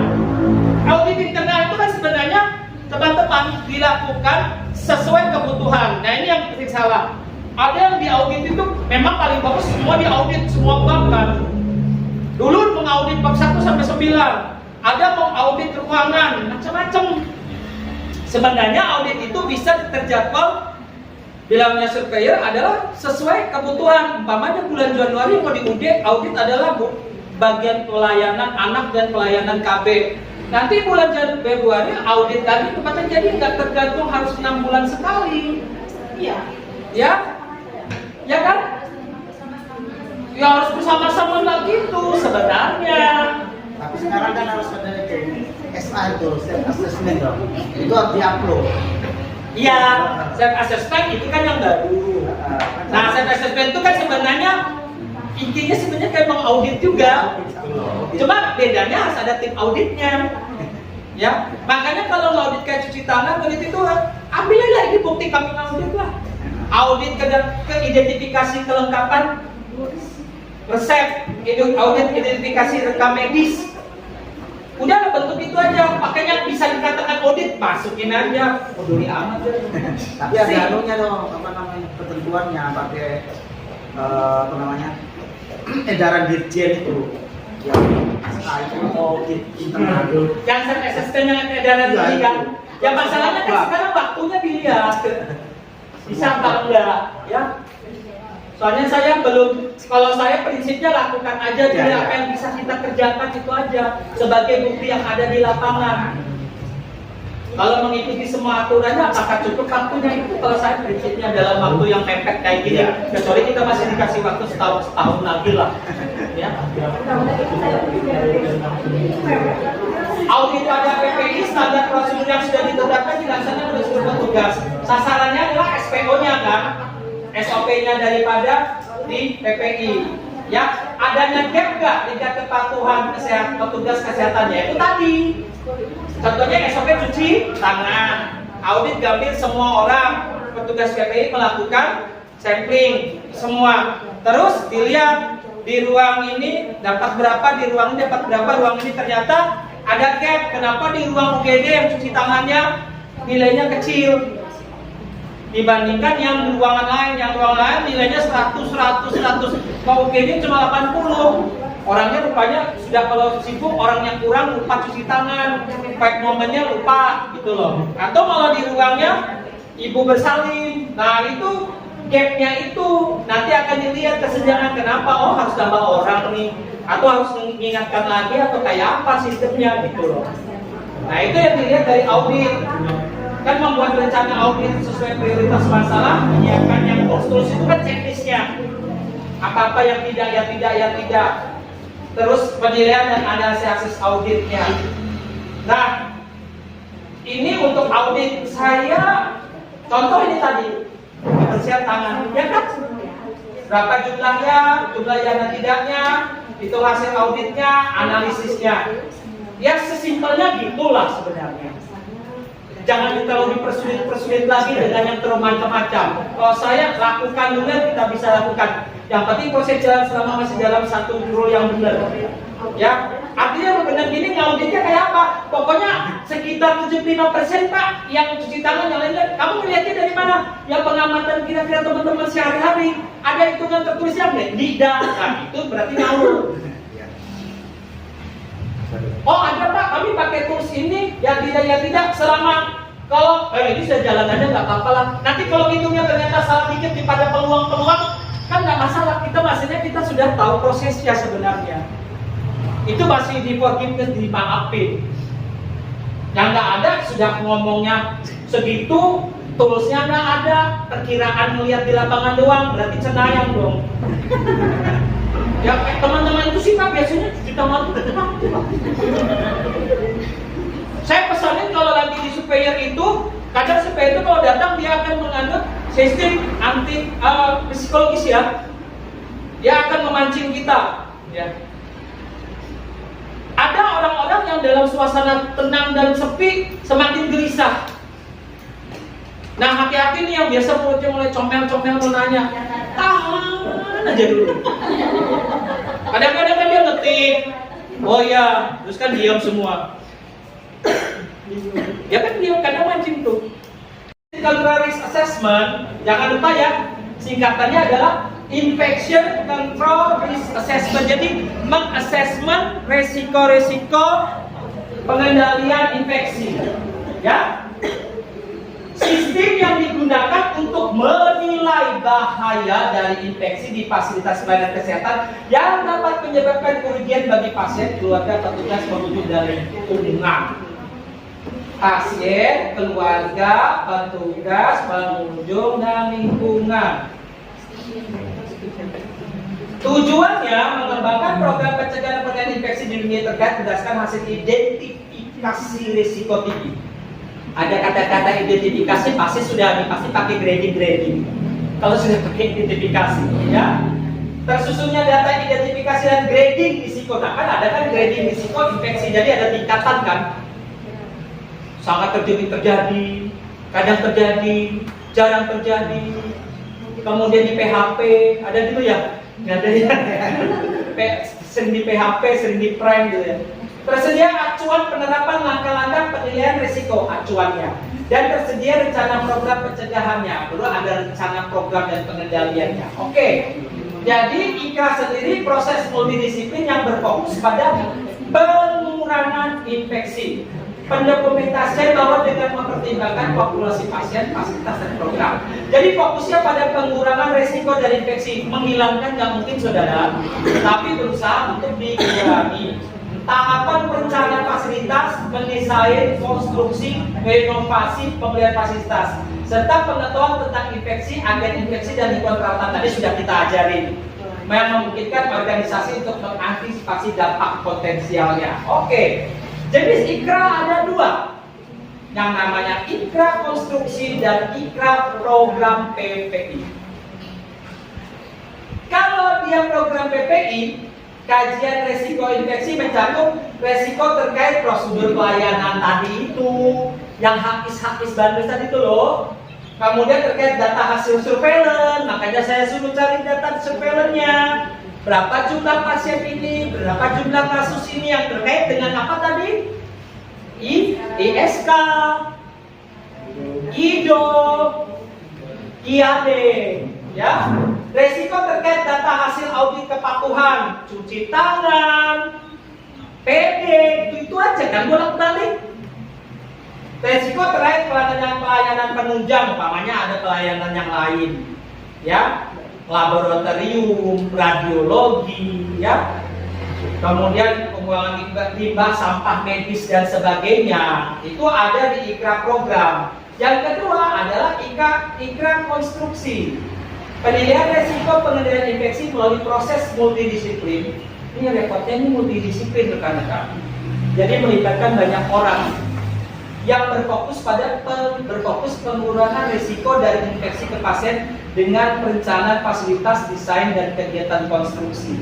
Pada buku yang lain, IKA konstruksi itu mengacu pada menurunkan paparan pengaruh daripada asap dan debu terutama. Ya, asap debu yang ditimbulkan oleh karena konstruksi. Jadi prosesnya adalah sama, mengidentifikasi, menganalisis, peraturan risikonya kayak apa, kemudian dievaluasi, dianalisis dan dievaluasi. Nah, kalau yang terkait bersifat eksternal ini komunitas, bencana, peraturan akreditasi. Kalau internal ini terkait pasien, petugas, prosedur, peralatan, lingkungan yang tadi kita omongkan terkait bundles tadi. Nah, untuk IKRA program sama kayak manajemen resiko lah rekan-rekan, mengidentifikasi masalah, analisanya, baru penilaian penentuan scoring, lalu pengelolaan resiko, kemudian POA-nya kayak apa. Ini harus dibuat. Nah, caranya kita harus lihat kajian resiko pelayanan puskesmas. Kira-kira mana saja yang kira-kira bisa bermasalah, itu silahkan Anda yang mengkaji. Tindakan pelayanan gigi kalau ada 10.2 ada, bunga jadi ada kan? Ada. Makanya bunga jadi 10.2 kalau kelam ada gigi enggak? Ya. Terus 10.1? Ada. Nah, ada sekarang. Ini pelayanan gigi ini pasti nanti sangat ketat kaitannya dengan tadi itu kewaspadaan transmisi, alat banyak banget di sini. Makanya masuk di dalam kajian risiko. Pertolongan persalinan jelas, ya, nebulizer oksigen bolehlah, penyuntikan aman imunisasi ya, terutama laporan hasil surveillance, hasil audit program PPI ini, hasil audit ini contohnya habis kepatuhan cuci tangan, kepatuhan APD, ruangan mana yang paling rendah nilai kepatuhannya, itu menjadi akar masalah untuk dikaji kembali, ya. Ruangan BU, ruangannya pimpus. Kenapa ada cuci tangan? Lah ya, wastafelnya mati Pak, airnya nggak naik ke atas. Penerapan pencegahan infeksi bangga, sarana prasarana, SOP, kondisi lingkungan, kepatuhan akan kejadian infeksi. Jadi dia mengidentifikasi resiko-risiko terjadinya yang tadi plebitis, abses, infeksi saluran kencing, ya, terkait dengan tindakan-tindakan yang dilakukan. Jadi komite tim PPI melakukan identifikasi, lalu di grading, buat skor, kemungkinan dampak dan sebagainya, probabilitas dampak dan current sistemnya. Ini bukan ini kan banyak rumah sakit nih, puskesmas harusnya ya, di Paskes. Dilakukan oleh komite PPI dengan melibatkan pimpinan medisnya, jadi dokter penanggung jawab, pembimbingan keperawatan, bikornya. Lakukan scoring dia berdasarkan resiko, probabilitas, kali dampak, kalikan sistem hitungan. Kalau IKRA itu kayak FME-nya juga, kayak manajemen risiko pasti ngitung. Di grading soalnya dilakukan oleh komite PPI. Nah, di IKRA program yang dihitung itu 3 yang dinilai. Pertama, probabilitasnya. Contoh kita ambil di gigi. Kalau kita ambil di gigi, kejadian terjadi, atau kita ambil aja di bagian UGD atau bagian operasi deh, atau pasang infus. Kalau pasang infus, tingkat resikonya frekuensi kejadiannya adalah hampir tidak mungkin terjadi, jarang terjadi. Mungkin nggak kejadian pasang infus terjadinya prebitis atau pecah hematom itu terjadi. Itu harus dilihat masuk mana. Kayaknya masuk yang 3 deh Pak. Frekuensi 3-4 kali tahun mungkin bisa terjadi, dapat terjadi tiap 1 kali 2 tahun sekali. Atau malah tinggi, sangat mungkin terjadi. Contohnya gini aja deh. Kita ambil itu pasang infus, nilainya kita bilang 3 ke 4 darah. Oke, kesempatan 3 di probabilitasnya. Dampak, kalau dia kena itu orangnya sampai dirawat inap nggak? Sampai cedera nggak? Nggak bisa apa-apa nggak? Tidak ada cedera nggak mungkin. Cedera ringan mungkin lecet, dapat di atas derajat 3K atau cedera sedang. Berkurang fungsi motorik, psikologis, berhubungan dengan penyakit, setiap kasus akan memperpanjangkan perawatan. Atau luas berat, cacat lumpuh, kehilangan fungsi motorik, atau kematian katastrofik. Oh enggak Pak, moderat kritis saja 2. Berarti nilainya 3 medium probabilitas. Pasang infus itu menimbulkan prebitis hematom di 2 tingkat resikonya. Kasih trombopop hilang Pak. Kemudian sistem. Nah ini agak perhatikan dikit. Sistemnya solid, good, fair, poor, atau none. Artinya gini, peraturan ada nggak? SOP ada nggak? Fasilitas ada. Fasilitas ada nggak? Ada. Dilaksanakan nggak? Nah, dilaksanakan apa tidak? Oh solid. Atau peraturan ada, fasilitas ada, tidak selalu dilaksanakan. Nggak selalu dilaksanakan sih Pak. Apa namanya? Ketentuan yang ada tersebut kadang-kadang lupa cuci tangan atau lupa pakai APD lengkap atau APD ganti-ganti. Oh good, jadi nilainya 2, dampaknya 2, medium 3 kali 2 kali 2, 6 kali 2, 12. Berarti total skornya 12. Nanti tinggal diambil yang bagian lain. Operasi, pasang implan, sabut gigi, dinilai. Ya sedikit menghalu sih. Yang tahu kan yang kerjakan. Sering terjadi sih tempat saya kalau imun itu imunisasi sering kipi. Banyak tuh. Nah nilainya lebih tinggi. Setelah di grading prioritas ketemu mana yang paling tinggi yang harus ditindak lanjuti. Ternyata yang ketemunya adalah di ruang gawat darurat terkait dengan operasi. Seringkali pasiennya absesnya banyak. Tuh namanya. Kemudian di ranking 2 prioritasnya ternyata gigi paling tinggi, atau yang paling tinggi setelah itu imun. Setiap injeksi imun pipinya bengkak ini pijarnya mungkin nusuk ya cepat lagi sudah cepat, kadang-kadang lupa masih di situ pulang oke.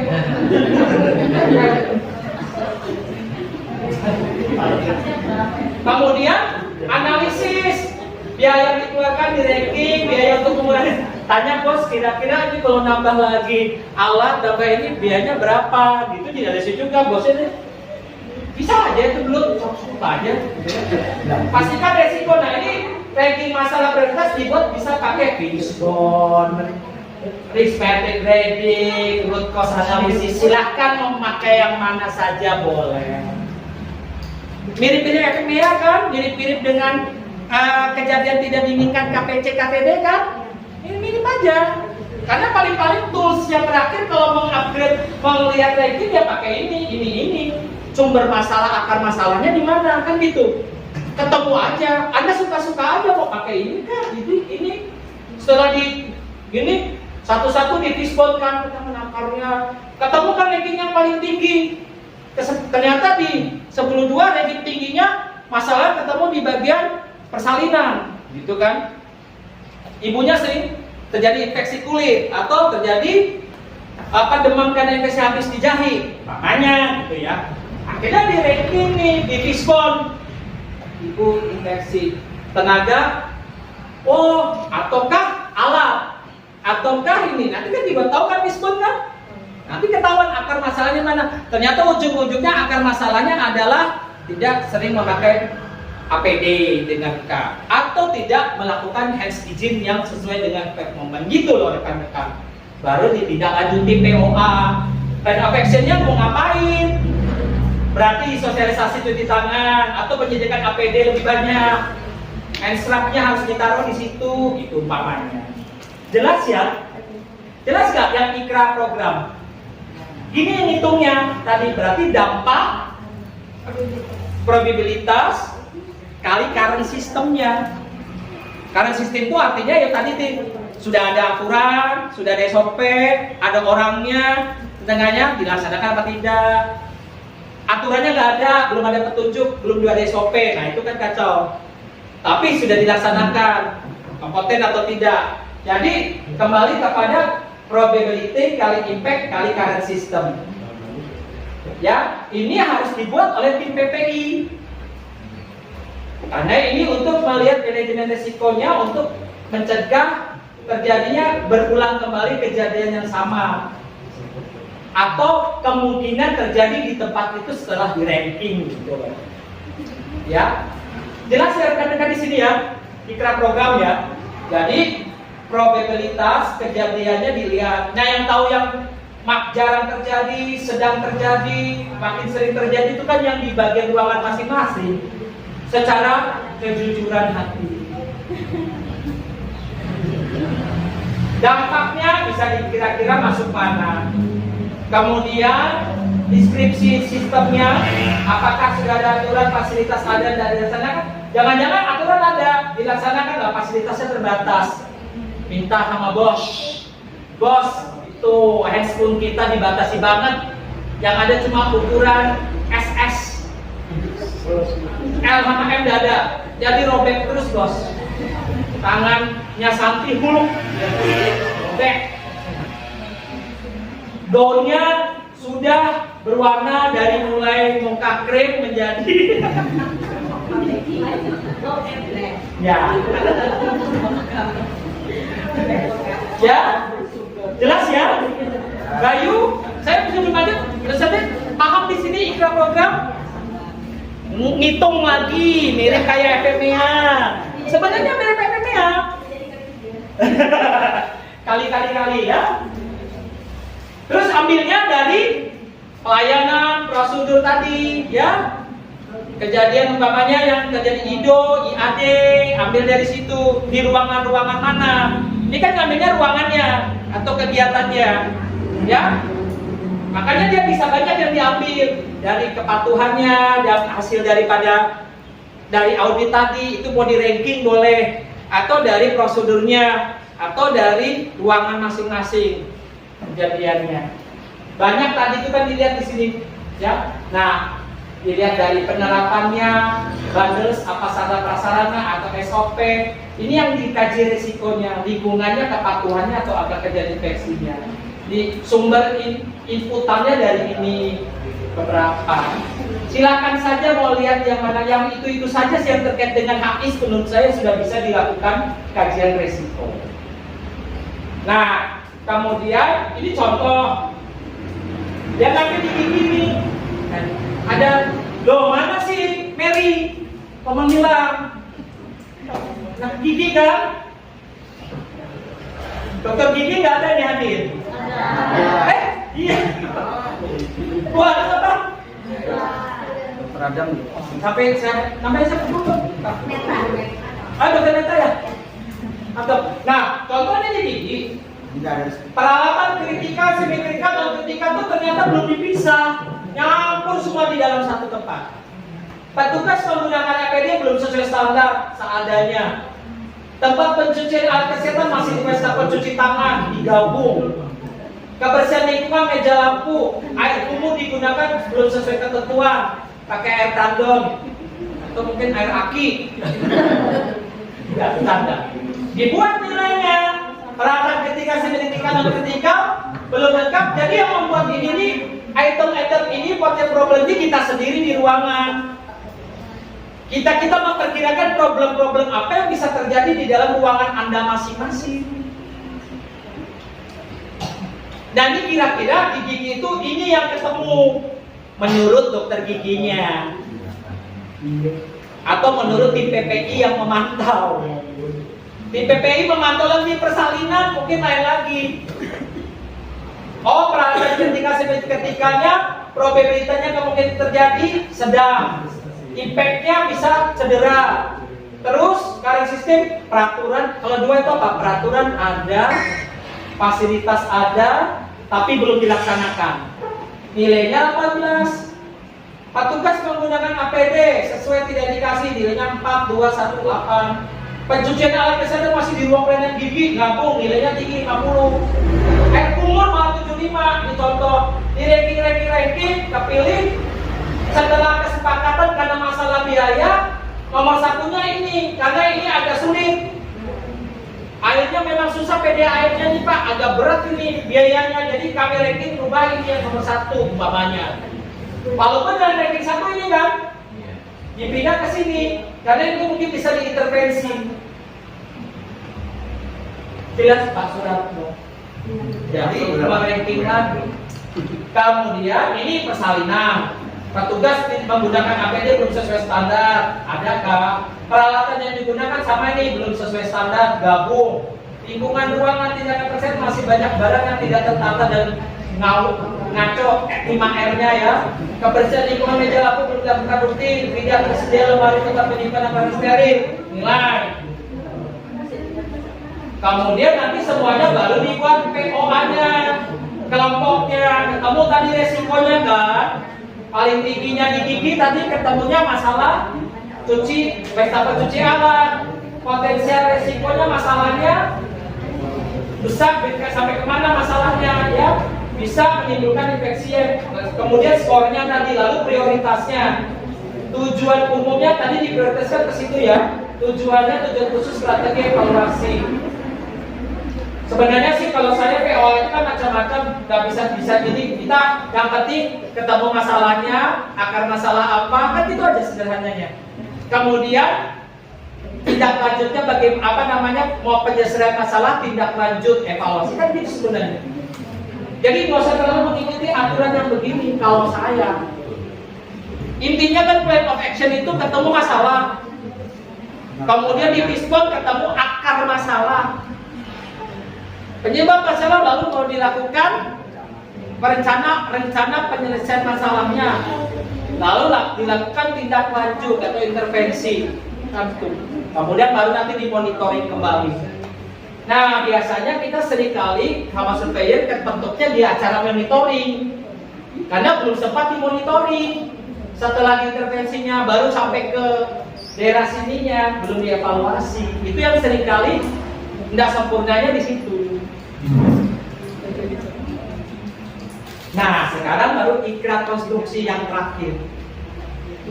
Ada pre-renovasi, selama renovasi, dan setelah renovasi.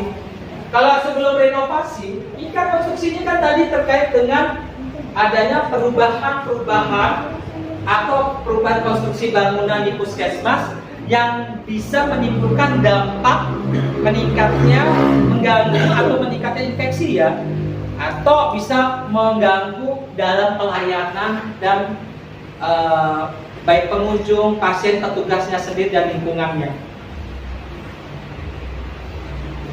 Makanya sebenarnya ketika melakukan berbagai konstruksi sekecil sampai sebesar apapun, pasti harus dilakukan rapat tim multidisiplin.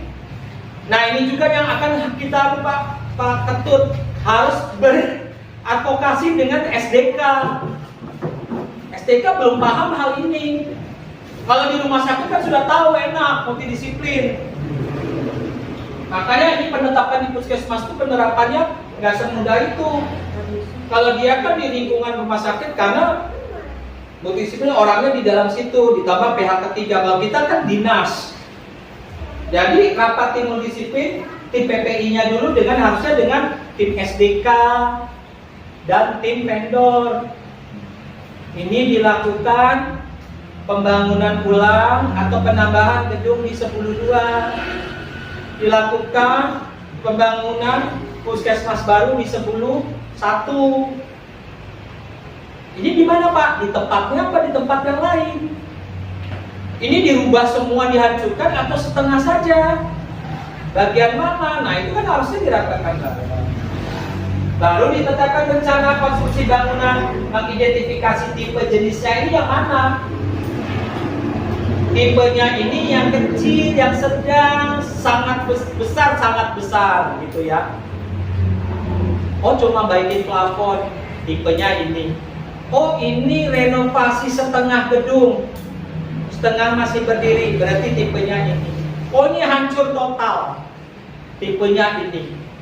Kalau di konstruksi itu cuma ada 2, kalau tadi 3 item dinilai kan, probabilitas, dampak, dan sistem. Kalau dulu coba kan ada tadi bisa simulasi buat ikrar. Kayak 10.1 sudah bisa ikrar mundur dulu untuk kira-kira ikrarnya gini. Plafon bisa dibuat ikrar lanjutan. Bunga jadi rencananya ikrar yang kalau pindah 10 sekarang memang harus ikrar. Teluk dalam plafon ikrarnya bisa konstruksi. Ya. Kalau Wah, dapat hadiah. siapa lagi? Dokter baru. Aku dilewat. Mana?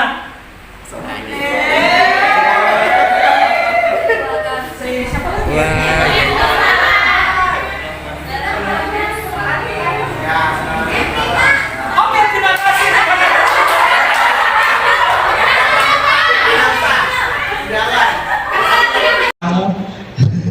Tepuk tangan dulu dong buat bos ini. Bintang kemarin, bintang di pantai ketika menjadi Mbah Pri. Kemudian Pak Surato yang sudah luar biasa menemani teman-teman dari Teluk Dalam dan juga rekan-rekan semua dari 4 puskesmas. Alhamdulillah senang banget bisa mentransfer ilmu, walaupun kami tahu itu tidak mudah dalam waktu yang begitu singkat, tapi setidak-tidaknya adalah yang nyangkut. Ya, walaupun yang nyangkut banyak coklatnya ya.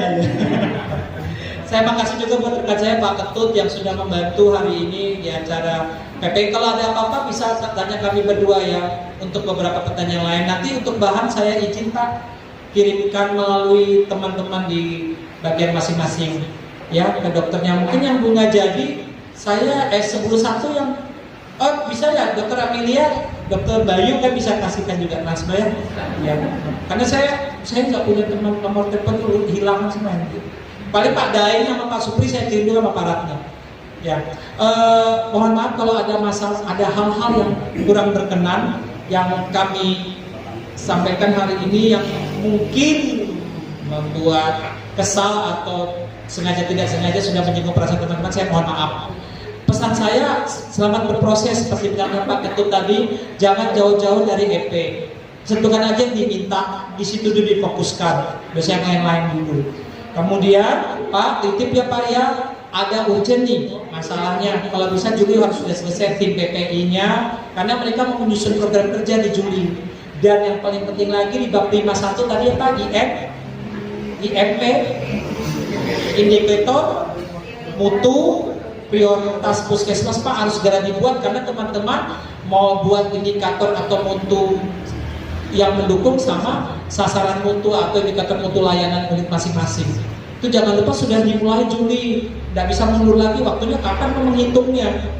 Kalau dia Agustus cuma 1 bulan dong, kan itu nanti takutnya mengurangi nilai. Kalau memang bisa dibuat mundur sih nggak apa-apa dari Januari, kalau bisa berharap dibuat.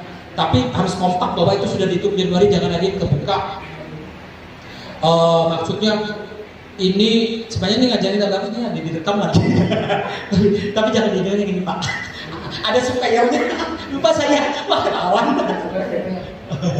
Calon, kita doain aja. Mudah-mudahan jadi kan nolong banget kalau Pak Ketut sama teman-teman diterima jadi surveyor Pak Ketut, Pak Jaman, Bu Hai, Bu Sufi ya. Pak Nandan gagal ya, ada kurang syaratnya.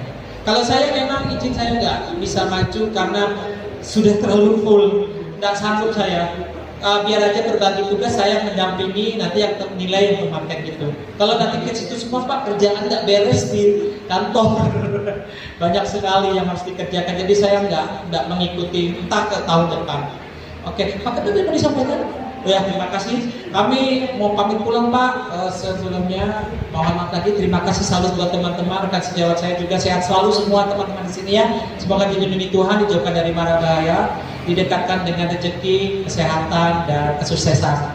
Amin. Dan jangan lupa ikra konstruksinya coba sudah disimulasi dari sekarang karena harus sudah mulai minimal contohnya. Nanti malam langsung saya kirim semuanya presentasinya. Saya serahkan kembali kepada yang punya rumah. Terima kasih. Assalamualaikum warahmatullahi wabarakatuh. Selamat sore, salam sejahtera. Assalamualaikum warahmatullahi wabarakatuh. Alhamdulillah ya, dari pagi hingga sore ini ya kita masih bertahan di tempat yang lumayan sejuk ya. Ini AC 16 derajat.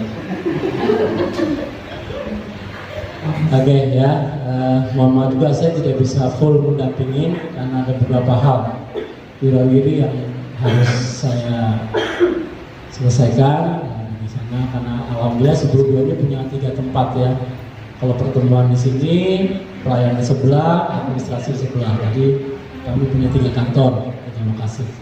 Jadi terima kasih teman-teman semua ya. Semoga apa yang disampaikan Pak Adam dengan Pak Ketua tadi dapat kita serap dan dapat kita aplikasikan ya di puskesmas kita masing-masing, sehingga kita sama-sama menuju ke arah paripurna ya. Amin. Ya. Ini paripurna semua kalau arahnya kan? Iya. Arahannya paripurna semua. Apapun itu, yang penting kalau bagi saya semangatnya adalah semangat akreditasi, semangat paripurna. Itu yang kami tanamkan sejak 2016, 2019. Walaupun hasilnya tidak paripurna, yang penting semangatnya ya. Yang penting kita berproses, karena saya mengutip kalimat Pak Kusnandar itu, yang penting orang yang menikmati proses itu insya Allah akan lebih baik gitu. Mungkin itu cuma saya nggak terlalu, pokoknya kita itu harus menikmati proses itu untuk arah yang baik. Masalah hasil belakangan, daripada kita mengejar hasil tapi kita tidak melalui proses dan kita tidak memahaminya kan sebentar aja gitu ya. Mungkin itu. Terima kasih juga Pak Suratno ya, beliau ini kakak saya nih ya, di Balikpapan gitu ya. Alhamdulillah ketemu. Dan sekali lagi saya selaku tuan rumah di sini ya, mewakili teman-teman semua, mohon maaf kepada teman-teman semua. Izin sebentar, karena Pak Suratno sudah dapat untuk Pak. Alhamdulillah. Terima kasih ya. Oke, jadi apabila ada yang tidak berkenan ya, sekali lagi kami mohon maaf ya. Mudah-mudahan di tahun-tahun ke depan dengan gedung baru insya Allah ya kita bisa mempunyai tempat yang nyaman untuk kegiatan-kegiatan semacam ini, sehingga penyerapan lebih cepat. Karena ini dengan suhu yang panas dan lain sebagainya, insya Allah cepat lobet lah bahasanya. Mungkin itu. Terima kasih. Mohon maaf. Assalamualaikum warahmatullahi wabarakatuh.